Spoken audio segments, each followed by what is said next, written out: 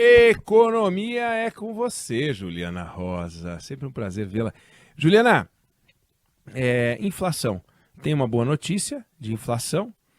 Agora, a projeção do ano não é das melhores ainda, né?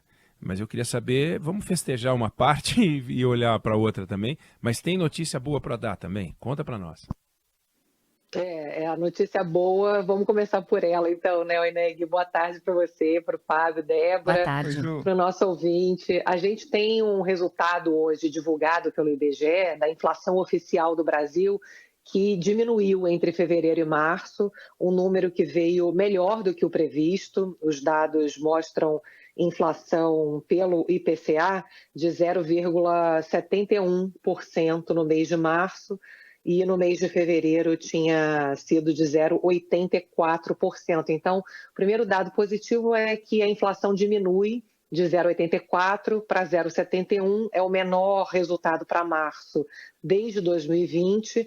Outra informação boa é que o resultado de março veio menor do que o previsto, então é um resultado também que surpreende do ponto de vista do resultado geral, das expectativas, e quando a gente olha por dentro também tem notícias favoráveis, que é o fato de que você tem uma inflação que está menos espalhada.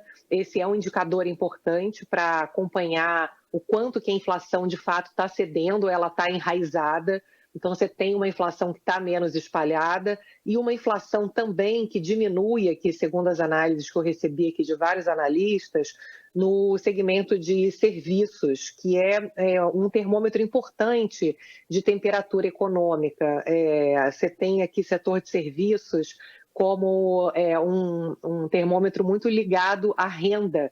Então, quando você tem uma renda que ainda cresce por conta de um ambiente de trabalho que ainda é favorável, mas você vê que isso vai perdendo fôlego aos poucos, isso é um termômetro importante também de perda de ritmo aqui de inflação, quando a gente olha aqui dados de serviços.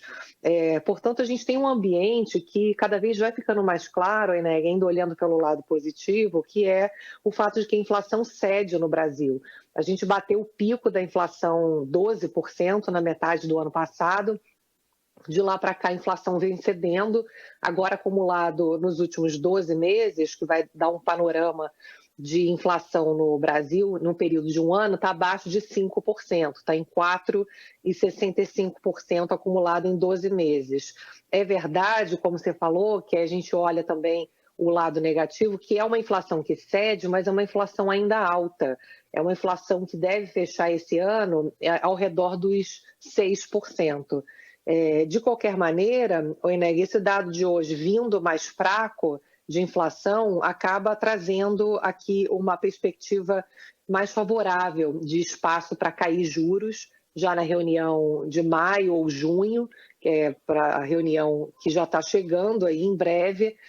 Ou seja, você tem ainda um cenário que é desafiador ali do ponto de vista inflacionário. A gente sabe que a inflação no Brasil é muito arraigada, mesmo com queda de consumo, com uma situação que vai ficando mais difícil de endividamento. Você tem os preços aquilo que custa, né? Não dá para você baixar o preço se os valores continuam em patamares elevados. Você não pode vender seu produto por menos do que custa para você. Então, você tem informações positivas aqui, que é essa desaceleração geral, mas ainda uma pressão grande de combustíveis e energia elétrica, que são dados que pesam muito nos custos de todo mundo, né? Voltou a cobrar imposto federal sobre o combustível, teve aumento da base do ICMS de energia elétrica, então está cara, a energia subiu, a gente pode ver, pega a conta de luz, subiu.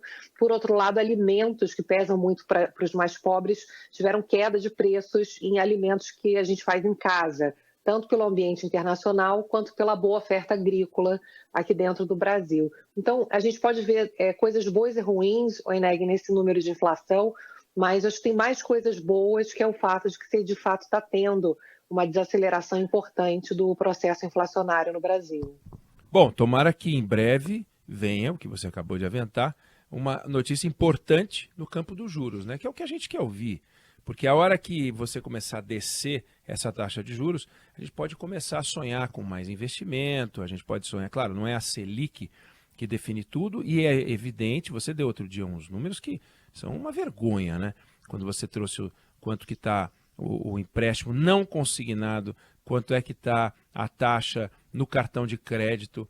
Não é possível que a taxa no cartão de crédito seja 400 e tantos por cento, porque a Selic, por causa da Selic, é 400 e tantos por cento, um conjunto de coisas, mas não dá para botar toda a conta na Selic. Quer dizer que se não tivesse a Selic ia ser 200%, que já é um escândalo, é um troço meio maluco. Mas, sem dúvida, alguma coisa pode acontecer. Se começar a cair os juros, você tem um processo de retomada de investimento, né, Juliana? É importante você trazer isso, Eneg, porque você tem, obviamente, um juro para o consumidor que continuou subindo, mesmo com a Selic parada.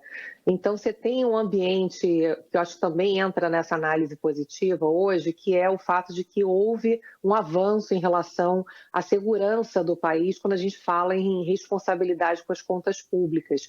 Isso tem contribuído para a queda do dólar, o dólar está ali na casa dos R$ 5. Você tem uma entrada de investimentos no país grande. Então, você tem uma confiança maior hoje no Brasil, embora você tenha também um desafio grande de conciliar o que o governo Lula promete, que é a responsabilidade fiscal com a responsabilidade social. Ainda não está claro se politicamente vai ser possível ter aumento de receitas com o pagamento de empresas que têm subsídios ou que estão sonegando, enfim, essa conta, a garantia de que essa conta vai fechar ainda não está garantida, né? Mas você tem um passo importante que é a redução da incerteza em relação ao Brasil. E aí isso pesa nos juros, Eneg, os juros que chegam para a gente vai lá pedir crédito, não é muito mais do que a Selic. Então, a segurança ela aumenta com o compromisso público do governo Lula de fazer o bom uso do dinheiro público, de ter uma responsabilidade com as contas, e agora a gente tem que acompanhar os próximos passos que vão ser importantes para, como você está colocando bem, aumentar a segurança e contribuir para a queda dos juros finais para o consumidor ali na hora de pedir crédito. Que é o que muda. Juliana Rosa, economia é com você. E a gente volta a conversar amanhã. Valeu, obrigado, beijão. Um beijão.